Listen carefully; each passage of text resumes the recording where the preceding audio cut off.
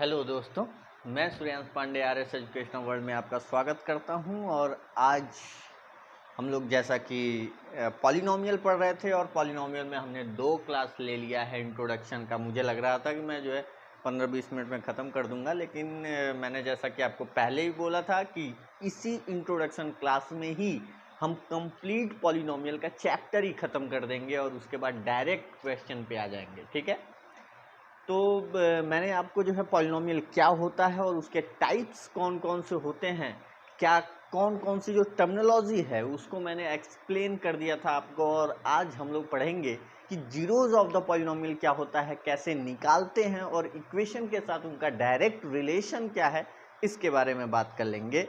और इसी के साथ ये पूरा चैप्टर जो है आपका कंप्लीट हो जाएगा, इन द सेंस कि कॉन्सेप्ट आपका क्लियर हो जाएगा। और फिर हम लोग जो है उसके एक एक क्वेश्चन की बात करेंगे एनसीईआरटी की बुक से। ठीक है, तो आई होप कि जो पिछला वीडियो है आपको समझ में आ रहा होगा और आया होगा। ठीक है, तो चलिए let's start it. And polynomial की बात कर लेते हैं हम, कि जहाँ पे हम जीरोस की बात कर रहे थे, तो जीरोस क्या होता है मैंने आपको पहले भी बताया था बेटा कि जीरोस क्या होता है। तो वो एक ऐसा नंबर जो वेरिएबल है हमारा, उसका एक ऐसा नंबर जो पूरे इक्वेशन को ही क्या कर दे, इक्वल टू ज़ीरो कर दे। यानी x का एक ऐसा नंबर निकाल लीजिए आप जो पूरे इक्वेशन को क्या कर दे, जीरो बना दे। उसको हम कहते हैं जीरोज ऑफ द पॉलिनोमियल। ये 2 हो सकते हैं, 1 हो सकता है, 4 हो सकते हैं। It's depend on the degree of polynomial. जैसा कि मैंने आपको बताया था कि डिग्री का क्या यूज़ होता है, तो डिग्री का यूज़ यही होता है कि वो limitation of the value of variable को ये डिसाइड करता है ना। चलिए, तो आज हम बात कर लेंगे कि जीरोस कैसे निकालते हैं।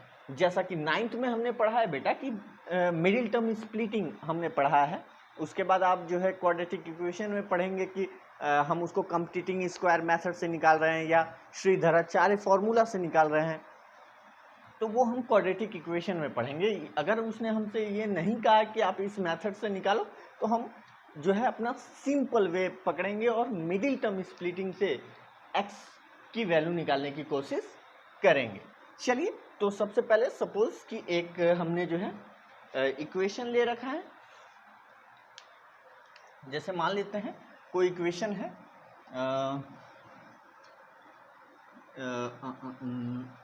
चलिए जैसे 2x square plus 5x plus 3 is equal to 0।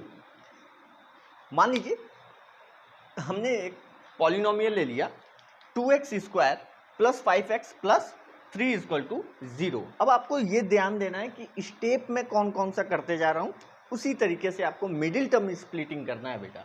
Middle term splitting एक जो है बहुत ही सिंपल प्रोसेस है, बस आपको उसको ध्यान रखना होगा। सॉरी, यहाँ स्क्वायर है ये,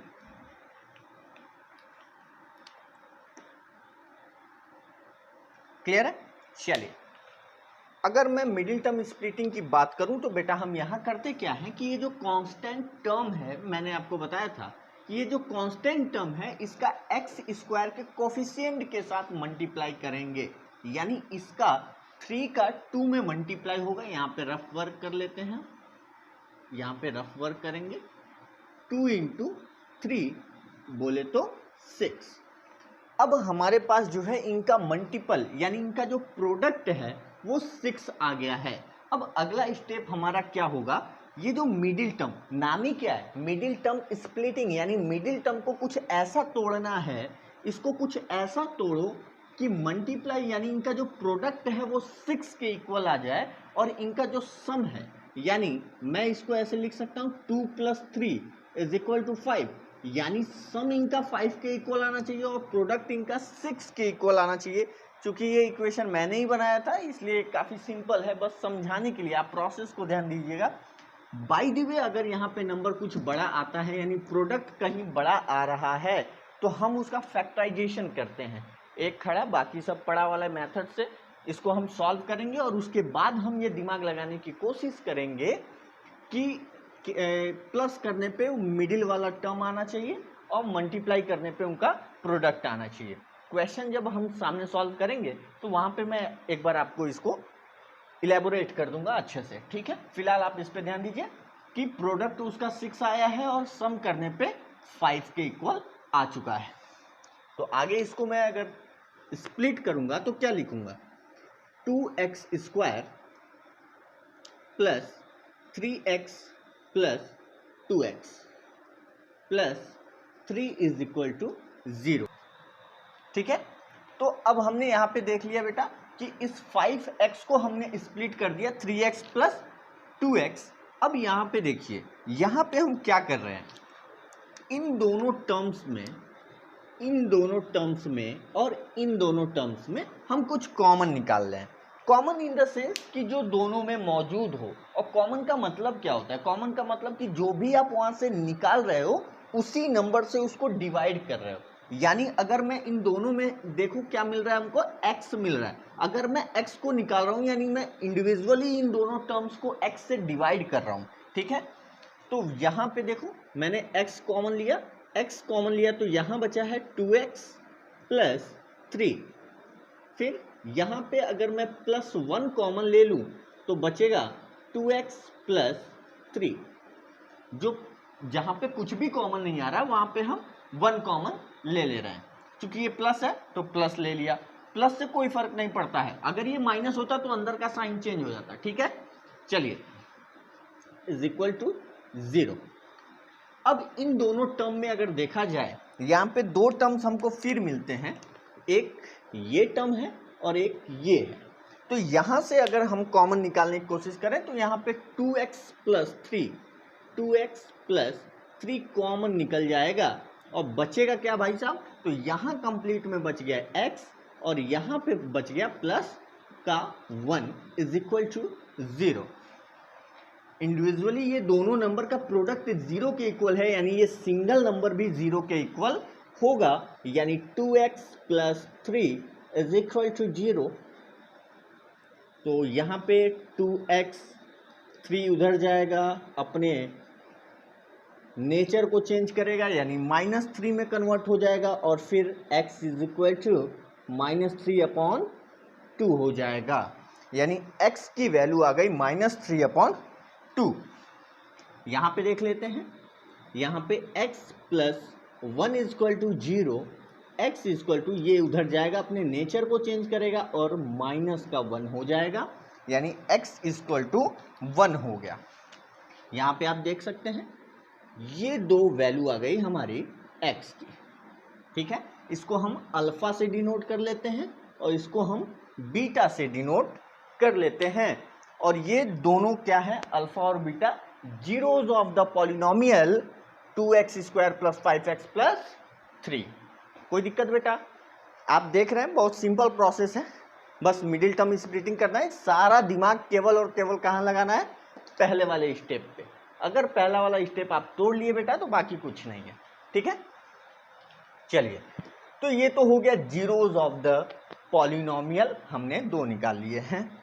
अब हम बात कर लेते हैं बेटा कि पॉलिनोमियल के जो जीरोज हैं और इक्वेशन के बीच में रिलेशन क्या है, ठीक है।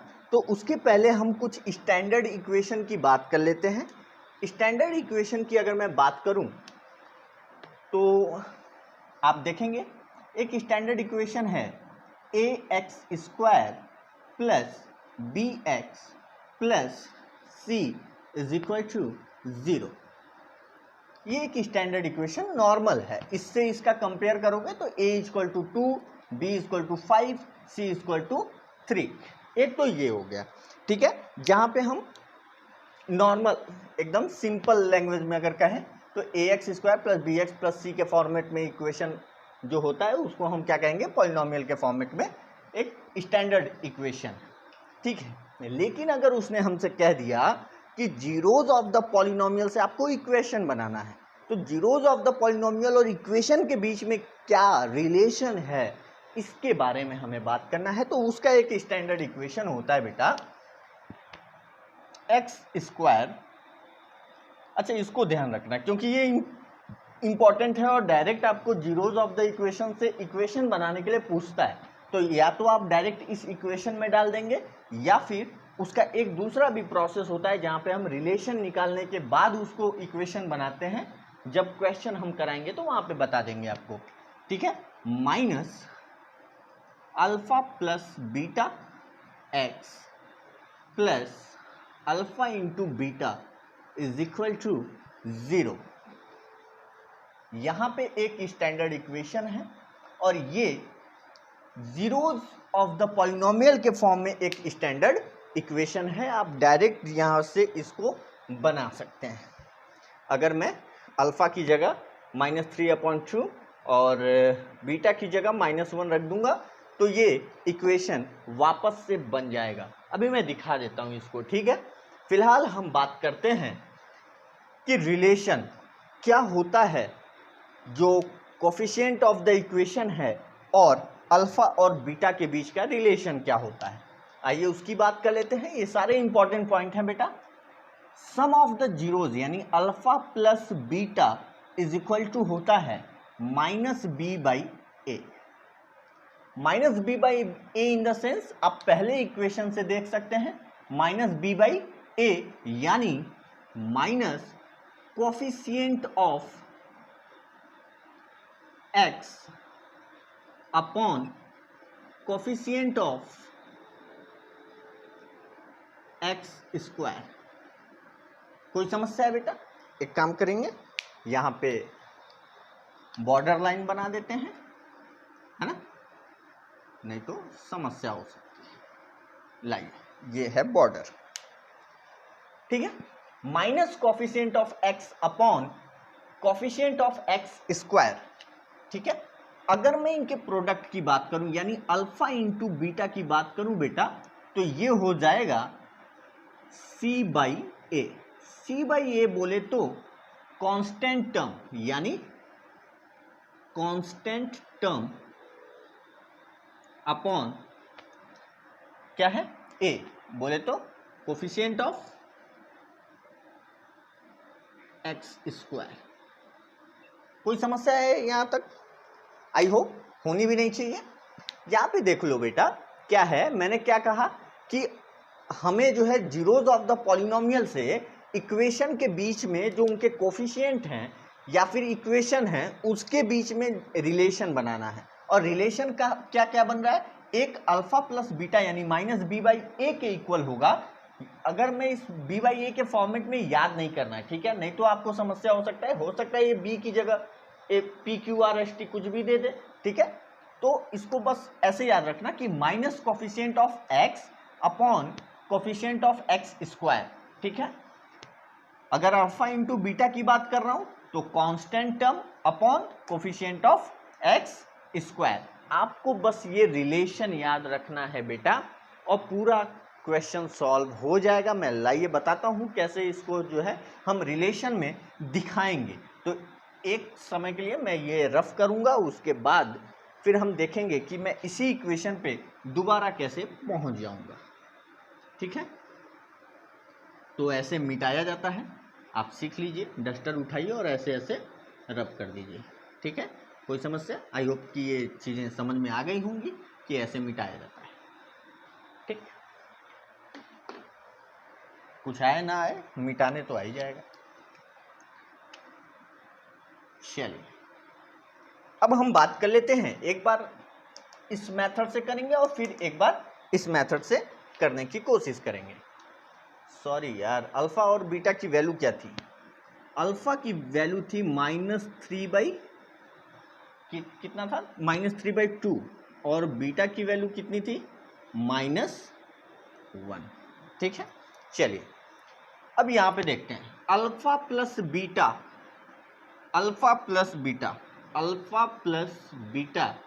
इज इक्वल टू -b/a यानी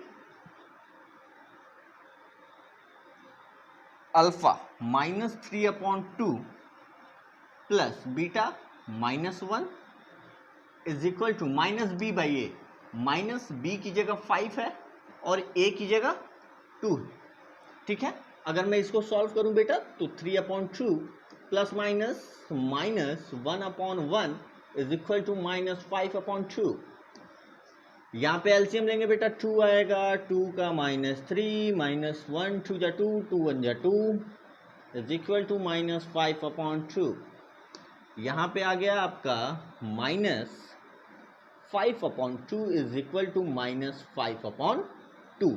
आप देख सकते हैं कि यहाँ पे दोनों चीज यानी LHS और RHS आपस में इक्वल हो गए हैं, यानी ये हमारी इक्वेशन को क्या कर रहा है, सेटिस्फाई कर रहा है, यानी कहीं ना कहीं हमारा आंसर बिल्कुल सही है।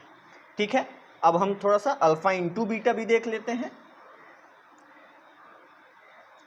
अल्फा इंटू बीटा, फिर एक बॉर्डर।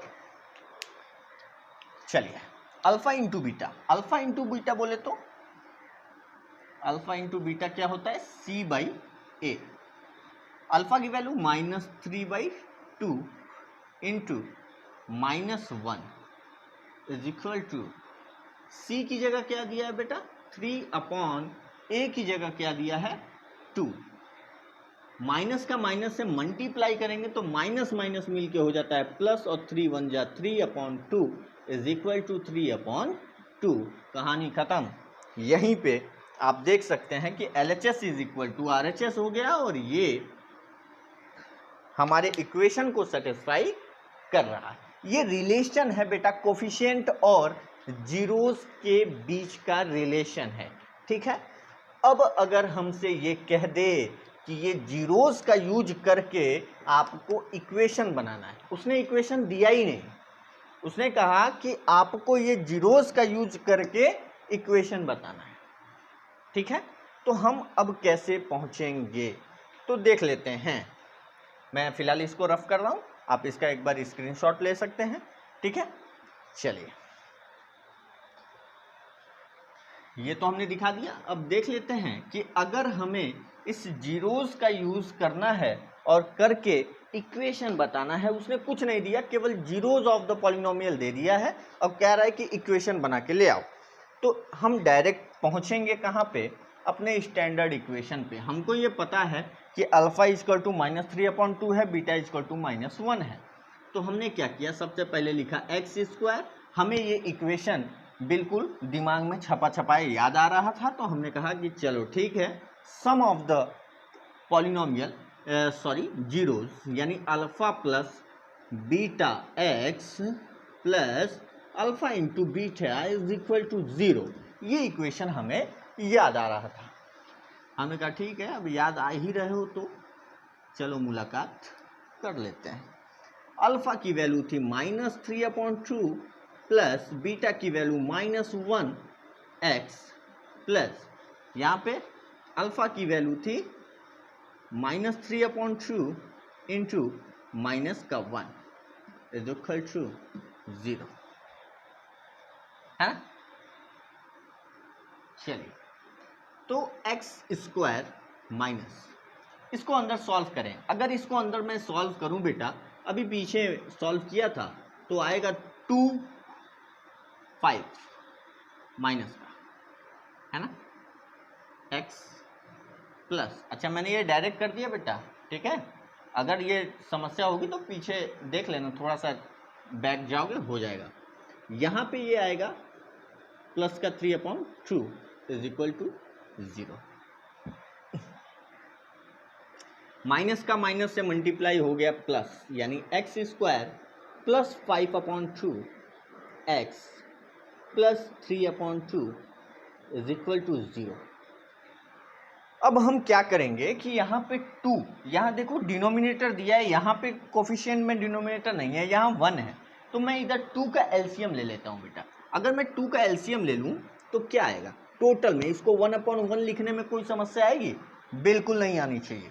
ठीक है, तो अगर मैं 2 ले लिया होल, तो 1 2 जा 2 2 1 जा 2 2x² प्लस 2 का 2 में तो 5 1 आएगा ना, 2 डिवाइडेड बाई 2 1 1 5 जा 5x प्लस फिर वही 3 इज इक्वल टू 0। भाई साहब ये 2 चला जाएगा, 0 से मल्टीप्लाई होगा, और 0 ऐसा बम है जो किसी भी नंबर से अगर मल्टीप्लाई हो गया तो उनकी कहानी खत्म हो जाएगी। यानी उसको अपने जैसा बना लेता है। मैं आगे बढ़ा के इधर लिख रहा हूं,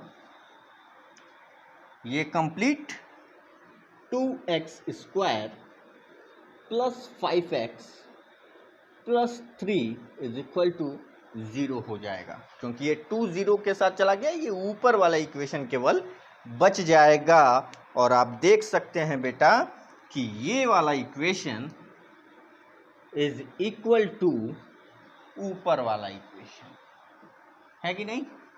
हो गया। देखो हमने जीरो से स्टार्ट किया था, जीरोज ऑफ द पॉलिनोमियल से स्टार्ट किया था और इसको सॉल्व किया और इक्वेशन तक पहुंच गया। एक और मेथड है जो अभी मैंने रिलेशन आपको बताया था -b/a और c/a, वहां से भी हम पहुंच जाते हैं, लेकिन उसके लिए आपको मेरे साथ बने रहना होगा, क्योंकि मैं उसको क्वेश्चन कराते वक्त बता दूंगा। ओके, तो आज के लिए इतना ही, फिर मिलते हैं अगले सेशन में। घर पे रहिए, व्यस्त रहिए, मस्त रहिए। जय हिंद।